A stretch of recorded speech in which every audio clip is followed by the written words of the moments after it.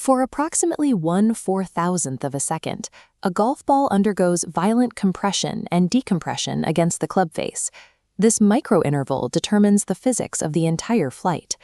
For generations, golf instruction relied on a simple axiom. The swing path determines the ball's starting direction, while the club face angle creates the curve. Modern Doppler radar has since demonstrated that this traditional understanding is mathematically inverted. Launch monitors establish that club face orientation at impact dictates 85% of the ball's initial launch vector. The ball starts exactly where the face points. The swing path creates a differential against the face, forming the D-plane, tilting the spin axis to dictate curvature. In this model, the club face governs the start line, while the path governs the curvature. While launch monitors define these outcomes with mathematical precision, the human body must execute them through a series of rotational transitions. This requirement for managing constant rotational change mirrors the combinatorial logic found in the 8 Trigrams of Baguazhang, a system that categorizes movement through 3 binary variables. We map any golf shot onto this matrix by identifying the swing path, the face-to-path relationship, and the face angle. These operate as opposing states. A path moving away from the body represents expansion, while clearing inward represents contraction.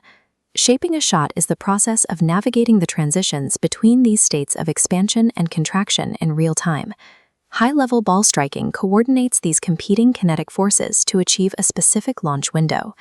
A mathematically straight swing path is a theoretical construct. Functional power and shot shaping rely on the continuous curvature of the swing arc. When the club head travels from inside the target line to the outside, it follows a specific quadrant. This inside-out trajectory is the Yang zone, defined by outward force. Conversely, an outside-to-in path occupies the Yin zone, representing inward contraction. The transition between these zones occurs as the club shaft shallows, dropping from a steep vertical plane into a flatter delivery plane during the downswing. This shallowing motion avoids static resistance by mimicking the figure-8 hand paths found in traditional rotational kinematics. The resulting path is not a fixed track, but a loop of energy, transferring from expansion to contraction. While the core drives the path, the lead wrist is the primary regulator of the club face angle. The critical movement in elite ball striking is lead wrist flexion, or bowing. This bowed state is a yin phase of compression, storing the squareness of the face early, which closes it to the path and reduces dynamic loft at impact. Reducing the dynamic loft narrows the spin loft, which increases the efficiency of energy transfer and maximizes ball speed. To square the face fully, the golfer must pair this flexion with supination, the rotational turning of the lead forearm. Without lead arm supination, the face will remain open to the path, resulting in a push regardless of how well the body rotates. Mastering the 85% launch vector requires the precise coordination of these specific wrist and forearm movements. While the wrists manage the face, the engine that propels the club begins at the ground.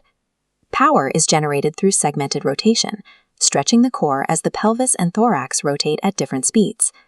This uncoiling begins with a lateral pressure shift toward the lead foot. Next is rotational torque, as feet push in opposite directions to open the hips. Finally, the lead leg pushes vertically, accelerating the club head. This creates a kinetic chain that moves from the legs to the hips, the torso, and finally the arms.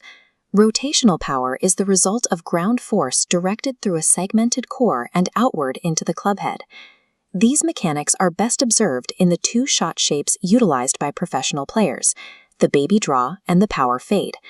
A baby draw pairs an outward yang path with a face closed to the path but open to the target.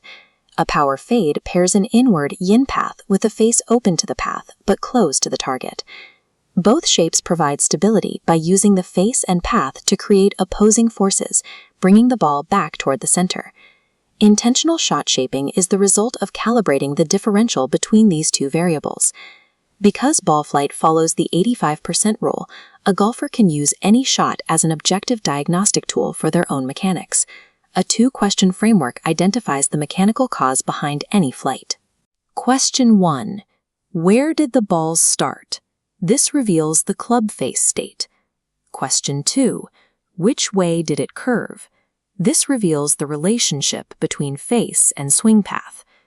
By applying these two questions, the golfer can identify exactly which variable, face or path, requires adjustment based on the ball's actual flight.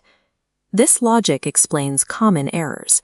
A push slice results from an outward yang path with a failure to supinate, leaving the face open. Conversely, a pull hook stems from an inward yin path, overcompensating by closing the face too much relative to the path. Correcting these flaws requires returning to the intersection of physics and rotational movement. The hierarchy of the swing remains consistent. Wrists govern the point of delivery, the core provides the power, and the path determines the curve. The club face dictates direction, the path dictates curvature, and the core is the engine that integrates them into a singular flow of energy.